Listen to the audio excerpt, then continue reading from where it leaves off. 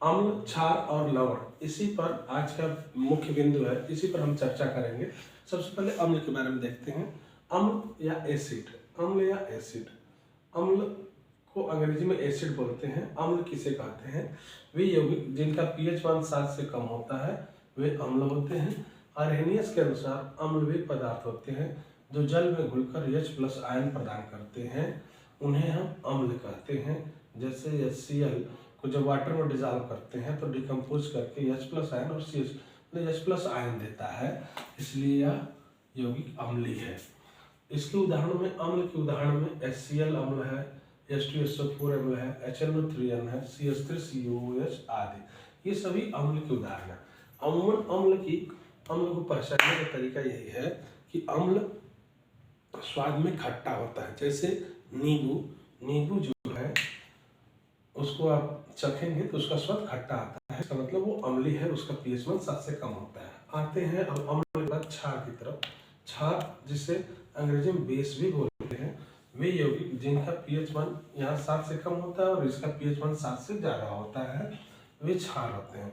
इसको एक दूसरी भाषा में ऐसे भी समझा जा सकता है कि वे यौगिक जो जलीय विलयन में हाइड्रॉक्सिल आयन, यहाँ हाइड्रोनियम आयन देता है और ये हाइड्रॉक्सिल आयन देता है, हाइड्रॉक्सिल आयन या OH नेगेटिव आयन देता है, तो वे क्षार होते हैं। जैसे NaOH को जब वाटर में डिजॉल्व करते हैं तो Na+OH नेगेटिव आयन देता है, ये हाइड्रोनियम हाइड्रॉक्सिल आयन देता है, इसलिए क्षार होते हैं। क्षार, अब हम जो है अम्ल और क्षार के बारे में समझते हैं, कैसे H+ आयन देता है, कैसे OH नेगेटिव आयन देता है। एग्जाम्पल लेते हैं HCl का, इसे वाटर में डिजॉल्व करते हैं तो H+ आयन देता है और Cl नेगेटिव आयन, तो ये H+ आयन दिया, इसका मतलब कि यह जो है एसिड है। क्या है? एसिड है। इसी तरह से आपका एग्जाम्पल है H2SO4, यह एसिड है या बेस है, इसको देखेंगे तो 2H+ plus SO4 2 negative charge देता है, तो यह भी एसिड है।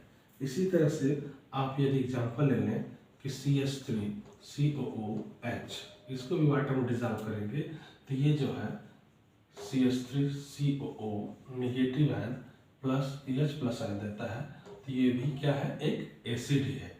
ये सभी एसिड के एग्जाम्पल है। इसी तरह बेस के एग्जाम्पल के बारे में समझते हैं। बेस जैसे आपके सामने NaOH है, इसको जब वाटर में डिजॉल्व करते हैं तो ये Na+ plus OH negative ion देता है, तो ये हाइड्रॉक्सिल आयन दे रहा है, इसलिए क्या है? क्षार है। इसी तरह आप देख सकते हैं कि OH पोटेशियम हाइड्रोक्साइड को जब वाटर में डिजॉल्व करते हैं तो K+ plus OH negative ion देता है, तो ये हाइड्रॉक्सिल आयन दे रहा है, इसलिए ये भी क्या है? क्षार है। चलिए आइए अम्ल और क्षार में अब हम आगे समझते हैं कि कौन से ऐसे अम्ल है जो कि प्रबल अम्ल है, कौन से ऐसे अम्ल है जो दुर्बल अम्ल है, कौन से ऐसे अम्ल है जो प्रबल क्षार है, कौन से ऐसे क्षार है जो दुर्बल क्षार है, इसके बारे में हम समझते हैं। तो सबसे पहले अब हम देखेंगे कि अम्ल में प्रबल कैसे क्या हो जाता है और दुर्बल क्या होता है। तो प्रबल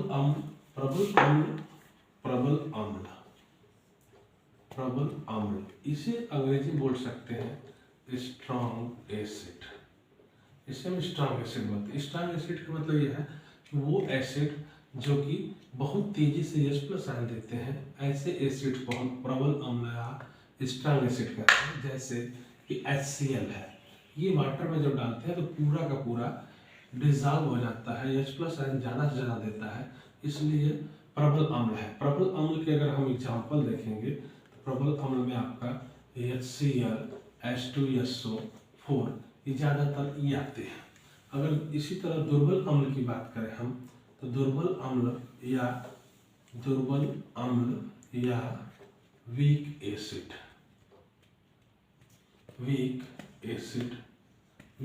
की बात कर रहे हैं, तो जो वीक एसिड होता है वो H+ आयन ज़्यादा नहीं देता। जैसे CH3COOH को डिकम्पोज करते हैं तो एसीटेट आयन और H+ आयन देता है। तो जो H+ आयन की कॉन्सेंट्रेशन है वो बहुत ही माइनर लेवल पे होता है, जबकि यहाँ पर H+ आयन कॉन्सेंट्रेशन ज़्यादा होता है, मेजर पोर्शन में होता है, इसलिए ऐसे अम्ल को हम स्ट्रॉन्ग एसिड वीक एसिड कहते हैं। ऐसे एसिड को वीक एसिड कहते हैं। अर्थात स्ट्रांग एसिड में आपका HCl, H2SO4 ये सब आएंगे, और वीक एसिड में आपका CH3COO ये आ जाता है। इसी तरह से प्रबल क्षार की भी बात कर लेते हैं हम। प्रबल क्षार, उसे हम अंग्रेजी बोलते हैं स्ट्रांग बेस। स्ट्रांग बेस का मतलब ये होता है कि ये बहुत, जैसे इसमें बताया कि H+ आयन ज़्यादा रहता है, उसी तरह से स्ट्रांग बेस में OH नेगेटिव आयन ज़्यादा रहता है, उसका कॉन्सेंट्रेशन ज़्यादा होता हो, जैसे NaOH, KOH, ये सभी जो है स्ट्रांग बेस है। क्यों? क्योंकि ये सभी जो है OH नेगेटिव आयन ज़्यादा मात्रा में, आपको उसका कॉन्सेंट्रेशन ज़्यादा होता है।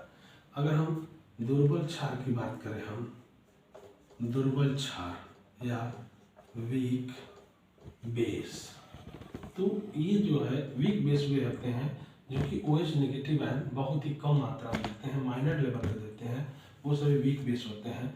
जैसे आपका NH4OH, अमोनियम हाइड्रोक्साइड, इसको जब हम वाटर में डिजॉल्व करते हैं, NH4OH को जब वाटर में डिजॉल्व करते हैं तो NH4+ और OH नेगेटिव आयन, इसकी जो OH नेगेटिव आयन कॉन्सेंट्रेशन है बहुत ही माइनर लेवल पे होती है, इसलिए इसको हम वीक बेस कहते हैं या दुर्बल क्षार कहते हैं।